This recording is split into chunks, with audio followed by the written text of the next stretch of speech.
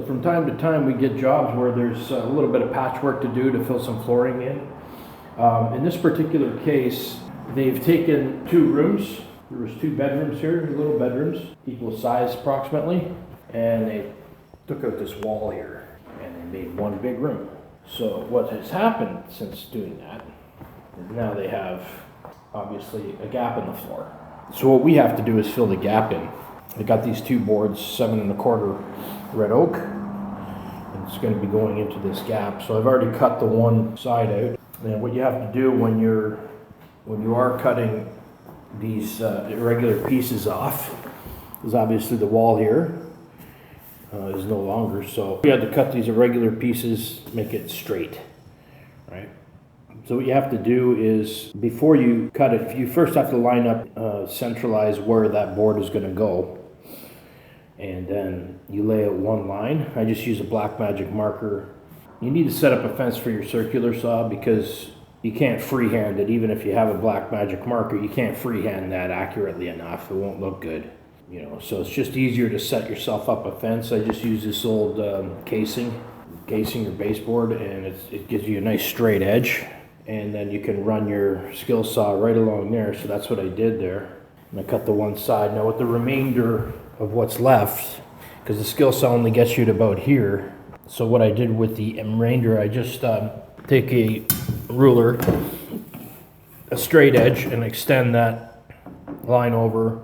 Then I scribed it. There's a couple of ways you can do it. If you have the Dremel, you can Dremel it, but I didn't have the Dremel, so just use the I just used the X-Acto knife there, and I scribe the line down. So you want to make sure you scribe through this surface a good, you know, if you could, a 1/16 of an inch with the X-Acto, because then you take the chisel and then you just chisel it out. You go bit by bit and you can square it up. Again, it doesn't have to be perfect. We're going to be putting that piece in there, whatever gaps there might be. I will just be using this filler. I'll just be using that Sandlin oak filler. But the gaps are usually pretty minimal with this. And I'm going to try to make it as gap-free as possible. So as I do this second half now, I'm going to be taking this off.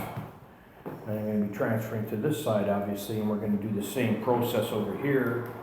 But now we got to be, you know, we've got to be careful not to create too wide of a gap for the boards. These are 7 1/4, and we just want it to be, you know, pretty close. And then tomorrow we're going to start sanding. So I wanted the board to be sitting to the right of the black magic marker. When I set it up, it's 5 inches from the edge here to where the fence is.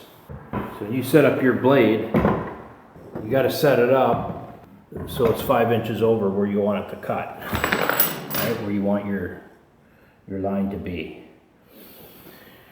And then I take the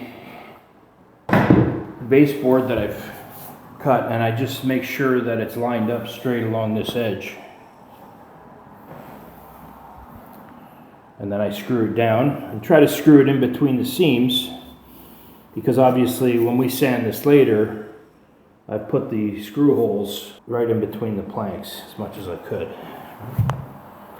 And I got a nice support here. So when I run my saw along the edge of this,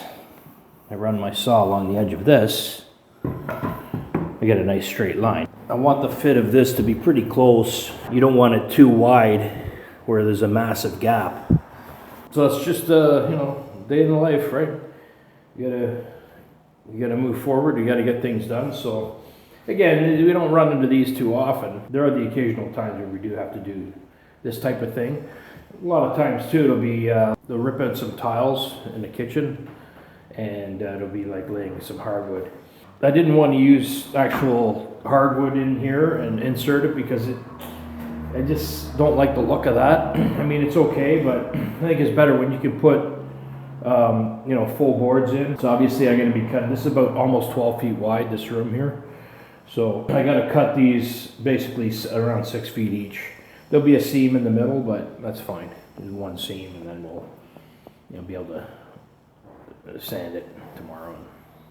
So we'll check back later and we'll show you the progress.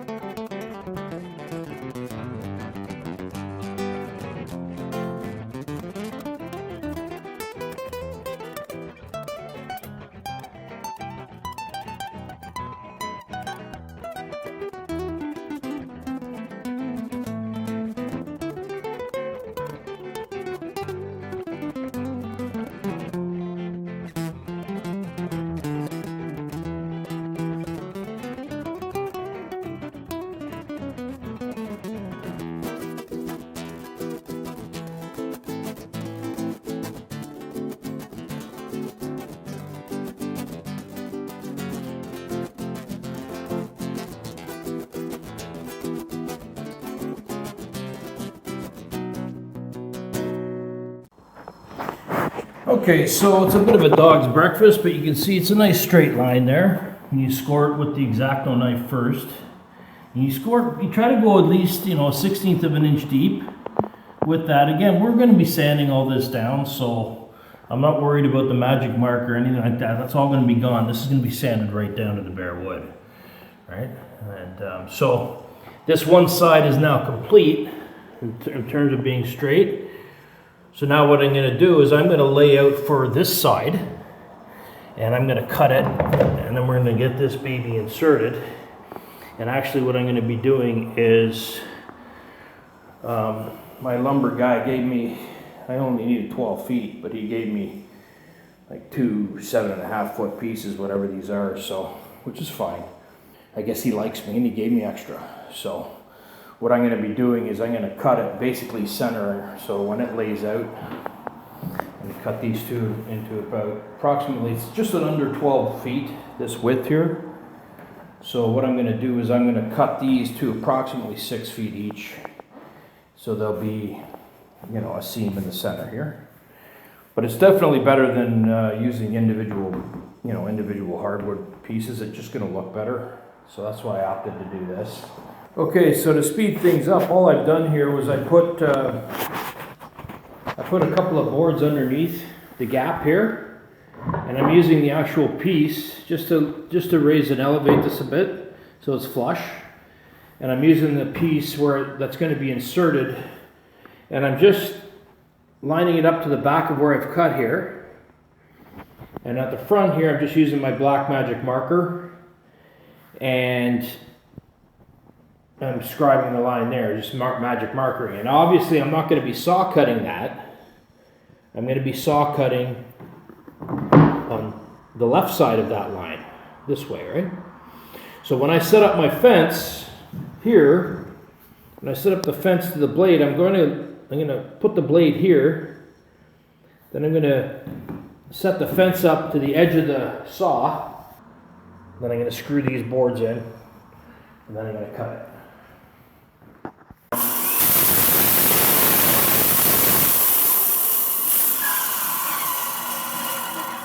So that only gets me to about here. Right, so I'm going to scribe the rest. Just pound it out with the chisel. Okay, so just finished ripping that. Definitely a bit of a workout ripping that thing. You can see the cloud of dust in here now. So now what I got to do is I'll just take the pieces out. Pieces are all loose now. And just at the ends here, now that we got this all ripped out, I'm just going to scribe a line on the ends here. So obviously the cuts only go to here. So I'm going to scribe a line, and I'm going to chisel this a little out.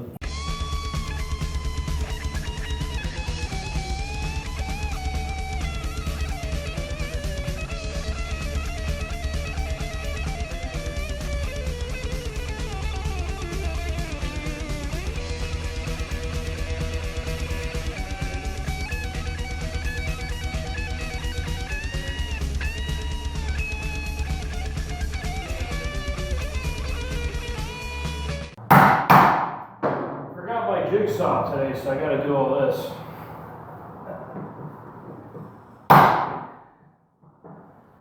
Taking 2 seconds with a jigsaw.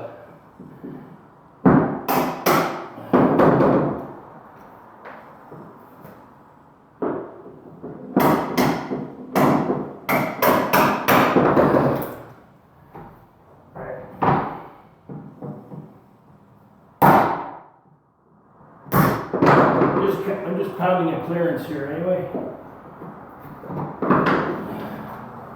It's just a subfloor part, so it's not even a big deal.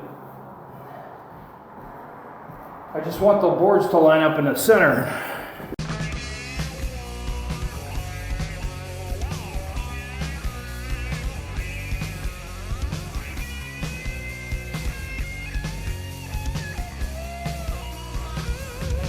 Okay, so it's pretty well going in, but it's hanging up right here. So what I'm going to do is I'm going to get my belt sander and I'm going to sand the bottom of it and just put a little, like a radius or a little chamfer on the bottom of this, just so it goes in. So I'm just going to mark off the part, the bottom of the board that needs to have the material taken off so it'll insert in here. It's pretty close, but it's obviously not going in. And if I was just to force it down, it would kind of chip the bottom of the wood, and the wood would pull up to the top.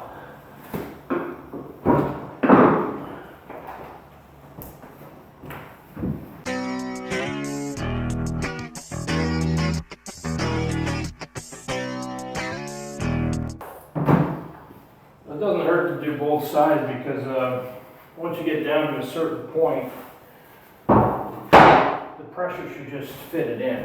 So let's take a look.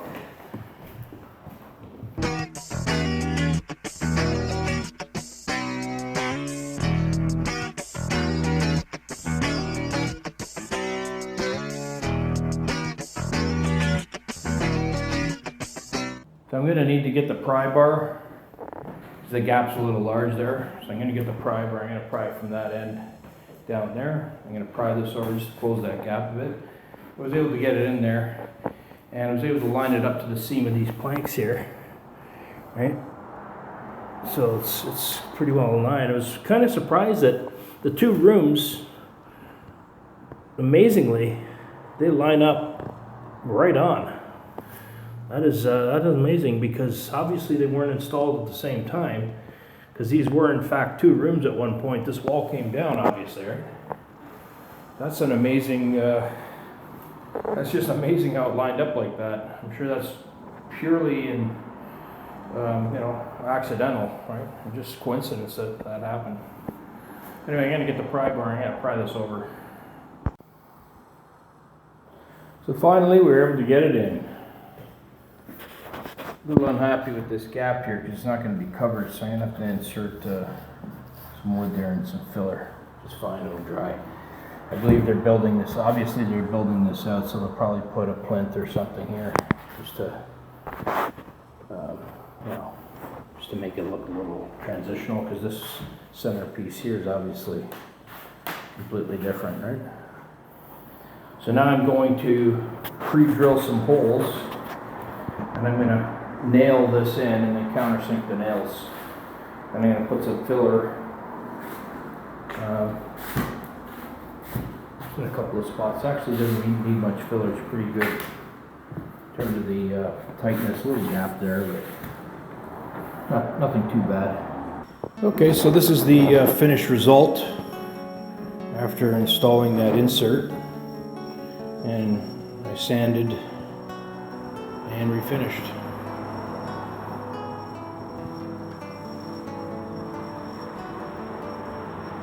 Looking pretty good. 2 rooms, now 1.